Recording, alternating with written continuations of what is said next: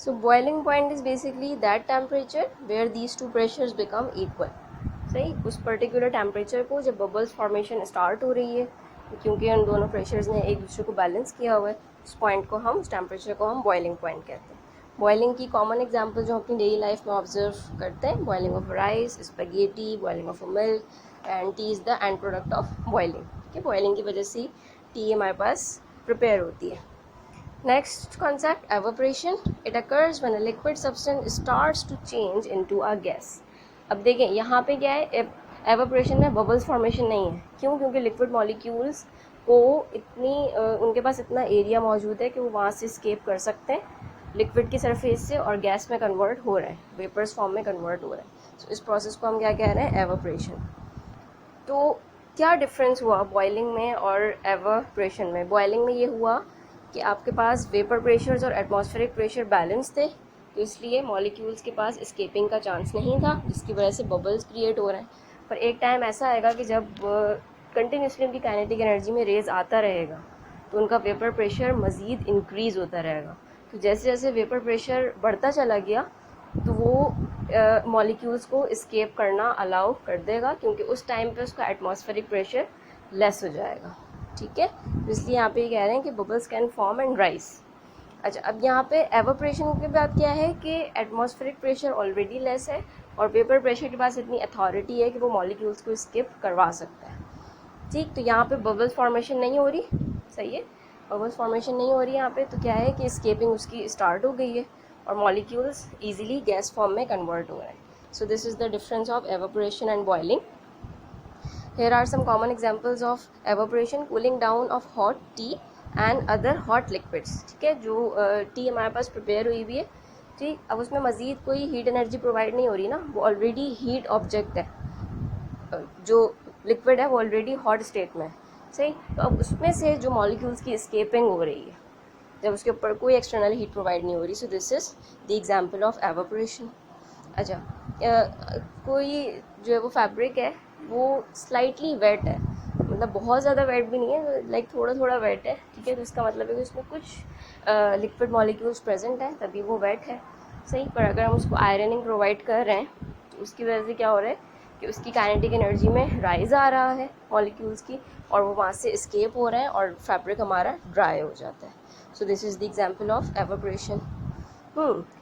Nail paint remover जो होता है हमारे पास, अगर उसको हम थोड़ी सी देर के लिए भी खुला रखेंगे ना तो वो उसकी जो मॉलिक्यूल्स हैं वो स्केप होना स्टार्ट हो जाएंगे. सही, और वो इजीली गैस में कन्वर्ट हो जाएंगे. तो ये भी क्या है, एवापोरेशन का प्रोसेस है.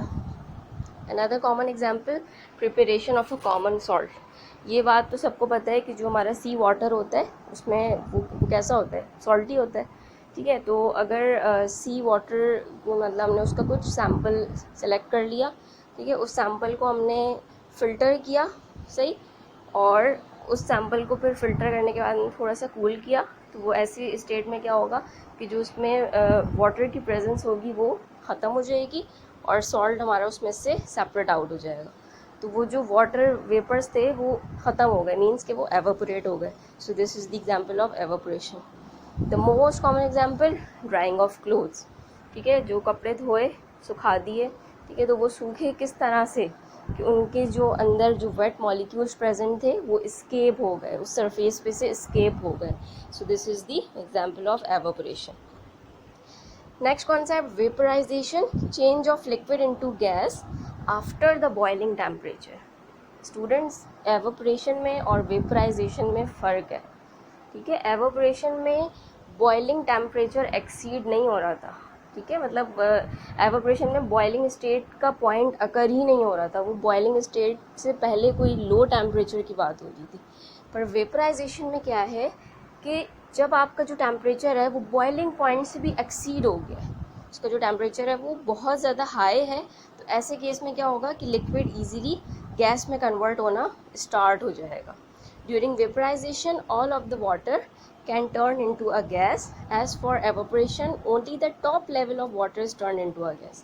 अब यहाँ पे देखें डिफरेंस क्लियर हो रहा है कि एवापोरेशन में जो टॉप फॉर्म ऑफ वाटर है सिर्फ वो गैस में कन्वर्ट हो रही है, जबकि वेपराइजेशन में molecules could come from below the surface when the liquid is boiling. During evaporation the molecules vaporise only from the surface of the liquid.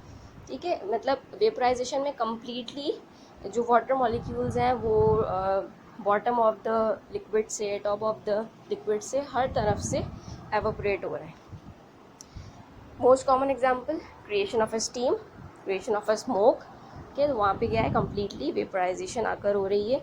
Again यहाँ पे एवापोरेशन का पॉइंट नहीं है, इसलिए क्योंकि ये जो पर्टिकुलर टेम्परेचर है ये एक्सीड किया हुआ होता है बॉइलिंग पॉइंट से, बहुत हाई टेम्परेचर है, सही. जबकि एवापोरेशन की जो कंडीशन है वो नॉर्मल टेम्परेचर पे भी अकर होती है. ठीक है, और उसमें हमें बॉइलिंग पॉइंट तक पहुँचने की ज़रूरत नहीं होती. Next concept sublimation, change of solid directly into the gaseous form. कुछ सब्सटेंसेस हमारे पास ऐसे होते हैं स्टूडेंट्स जिनमें जो कन्वर्जन की पोटेंशियल है, मतलब कन्वर्जन की एबिलिटी है, वो इतनी ज़्यादा हाई होती है कि वो डायरेक्ट सॉलिड स्टेट से गैशियस फॉर्म में कन्वर्ट हो जाते हैं. अब ज़रा आप इमेजिन कीजिए, सॉलिड स्टेट वो स्टेट जिसमें मॉलिक्यूल्स अटैच्ड है, मॉलिक्यूल्स लिंक्ड है, पैक्ड है. ठीक है, और गैशियस स्टेट वो है कि जिसमें मॉलिक्यूल्स बहुत ज़्यादा फ्रीली मूव कर रहे हैं. So there is the huge transition in between the two, सही. तो ऐसे प्रोसेस को हम कहते हैं सब्लिमेशन अकर हुई है यहाँ पे. अब ये प्रोसेस हर सब्सटेंस में अकर नहीं होता, ये प्रोसेस सिर्फ कुछ एलिमेंट्स में, कुछ मटेरियल्स में अकर होता है जिनकी सॉलिड से कन्वर्ट करने की कैपेबिलिटी इतनी हाई होती है कि वो इजीली मॉलिक्यूल्स को एस्केप आउट करवा सकते हैं.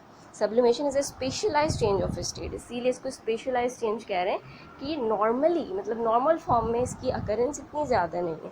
न solid substance skips the liquid phase and moves directly into the gas phase.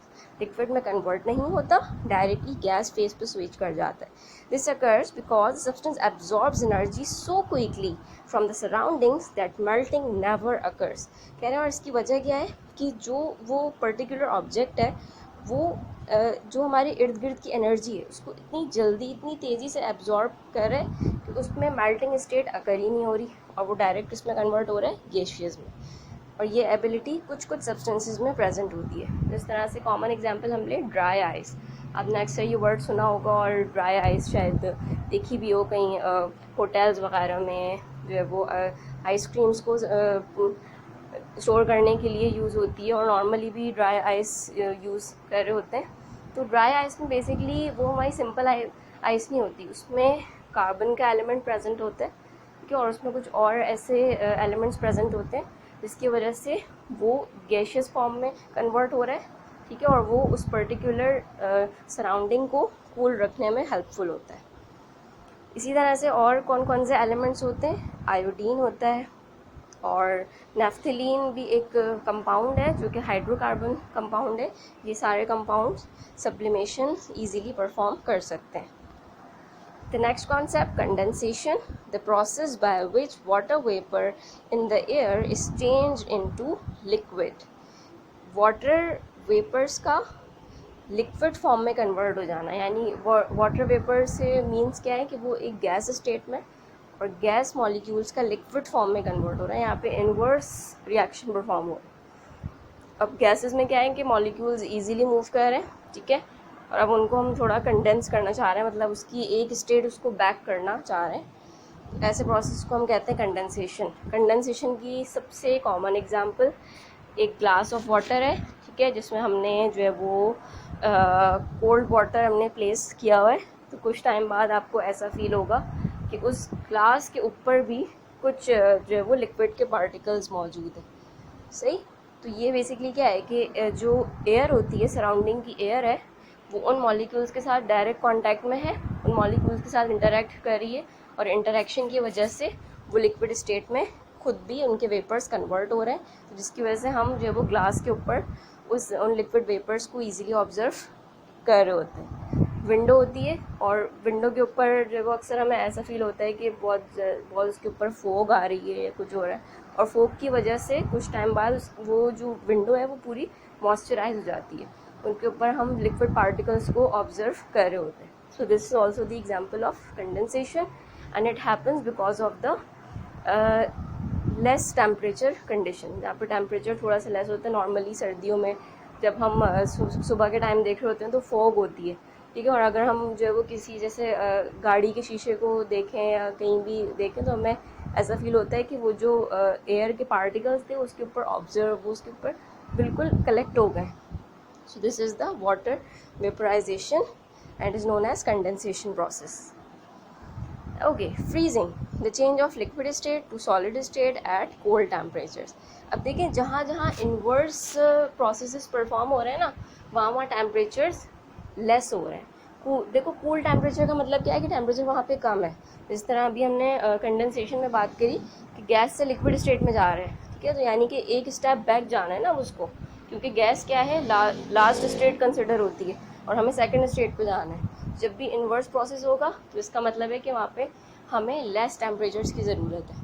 अब यहाँ पे भी देखें एक इन्वर्स प्रोसेस परफॉर्म हो रहा है कि अब हम लिक्विड से स्टेप बैक होके सॉलिड स्टेट में जा रहे हैं। So this stage is known as freezing.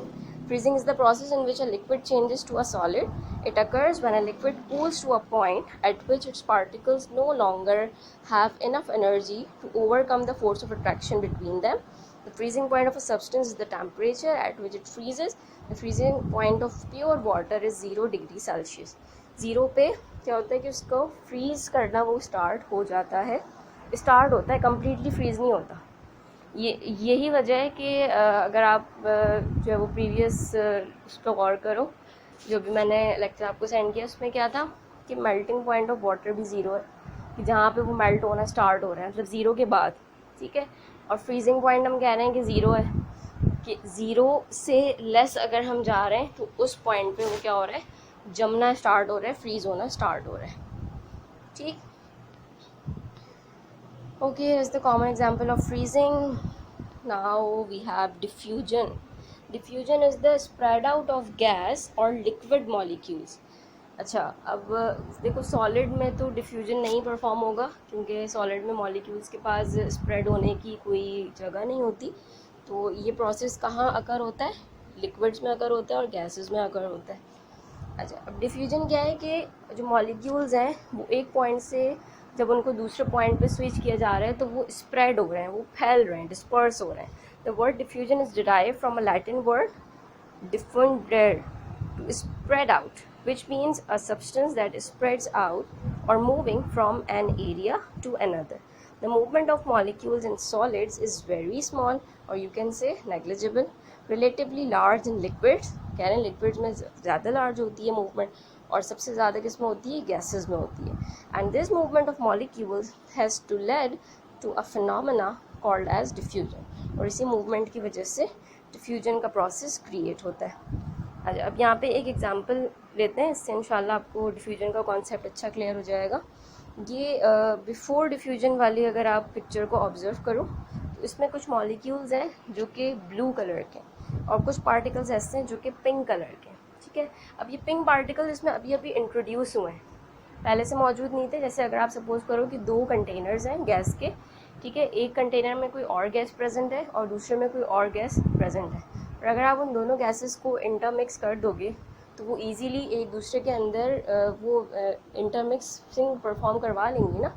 तो क्या होगा कि वो आपस में मिक्स हो गई हैं बिल्कुल। तो मिक्स होने के बाद उन्होंने एक सिमिलर पैटर्न क्रिएट कर लिया। तो ये देखें, अगर आप आफ्टर डिफ्यूजन को ऑब्जर्व करें तो जो मॉलिक्यूल्स उस वक्त इंसर्ट हुए थे वो अब पूरे में स्प्रेड आउट हो गए और उन्होंने एक सिंगल मिक्सचर फॉर्म कर लिए। तो यहाँ पे क्या हुआ, स्प्रेडिंग ऑफ द मॉलिक्यूल्स। तो इस प्रोसेस को हम कहते हैं, this is the process of diffusion. अच्छा, डिफ्यूजन पे एक लॉ है जिसके साइंटिस्ट थे ग्राहम, उन्होंने डिफ्यूजन के ऊपर एक लॉ प्रोवाइड किया, that is the rate of diffusion of a gas is inversely proportional to the square root of its molar mass और डेंसिटी।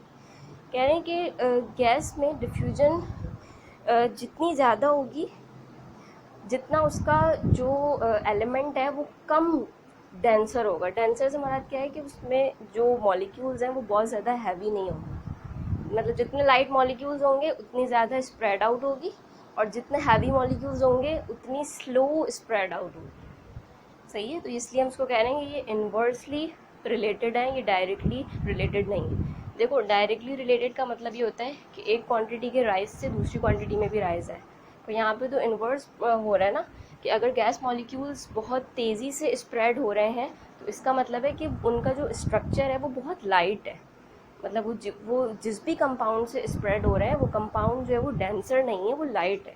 पर अगर वो कंपाउंड डेंसर होगा, बहुत ज़्यादा हैवी होगा, सही है, मोलर मास और डेंसिटी का मतलब सेम होता है कि कंपाउंड बहुत ज़्यादा आपका हैवी है, ठीक है, उसके अंदर मास भी ज़्यादा प्रेजेंट है और वो वॉल्यूम भी ज़्यादा कंसिस्ट कर रहा है। तो अगर वो डेंसर कंपाउंड से वो मॉलिक्यूल्स एस्केप होंगे तो डेफिनेटली उनकी स्प्रेडिंग इतनी तेज़ी से नहीं होगी। तो इसलिए हम इसको कह रहे हैं कि डिफ्यूजन जो है वो डेंसिटी से इन्वर्स रिलेशन फॉर्म करती है, और वो इन्वर्स रिलेशन मैथमेटिकली हम प्रेजेंट करते हैं कि वो अंडर रूट की फॉर्म में होता है। अब इसका पूरा एक एक्सपेरिमेंट था, पर वो एक्सपेरिमेंट हमें अभी इस लेवल पर डिस्कस करने की ज़रूरत नहीं है। तो फिलहाल आप इसको इतना ही समझो कि diffusion is inversely proportional to the square root of density. अच्छा, अब डिफ्यूजन लिक्विड्स में किस तरह से हो रही है? This is because the particles in liquid can move around each other which means that eventually they are evenly mixed. कह रहे हैं कि अब क्योंकि लिक्विड में भी मूवमेंट तो अकर होती है, तो मूवमेंट की वजह से उसमें भी ये होता है कि पार्टिकल्स आपस में मिक्स हो जाते हैं। यहाँ पे कॉमन एग्जांपल अगर आप लें स्टूडेंट्स, तो जो आपके ड्रॉपलेट्स लिए हमने इंक के, आपके पास ब्लू इंक है, ठीक है, अगर आप उसमें से कुछ ड्रॉप्स आप वाटर के अंदर आप करो उसको, ठीक है, तो एक टाइम ऐसा आएगा कि वो उसके अंदर मिक्स होना स्टार्ट हो जाएंगे। तो मिक्स होने का मतलब क्या है कि वो एक दूसरे के अंदर डिफ्यूज़ हो गए, उन्होंने अपने आप को एक दूसरे के अंदर एडजस्ट कर लिया है। So this is the example of diffusion of liquid. Another example creation of colour compounds. Colour compounds होते हैं जो हमारे डाइंग ऑफ अ क्लोथ्स में यूज़ होते हैं। तो वो जो कलर कंपाउंड क्रिएट हो रहा है वो किस वजह से हो रहा है? उसमें diffusion of a liquid perform हुई है, एक लिक्विड को दूसरे में मिक्स कर दिया। अच्छा, अगर आप एक और एग्जांपल ले लें, शरबत होता है हमारे पास, सही है, तो हमने एक वाटर का ग्लास ले लिया, सही है, और उसमें हमने उसी शरबत के लिक्विड को उसके अंदर पोर आउट किया, तो हमारे पास शरबत तैयार हो जाता है। तो ये भी क्या है? डिफ्यूजन ऑफ लिक्विड है।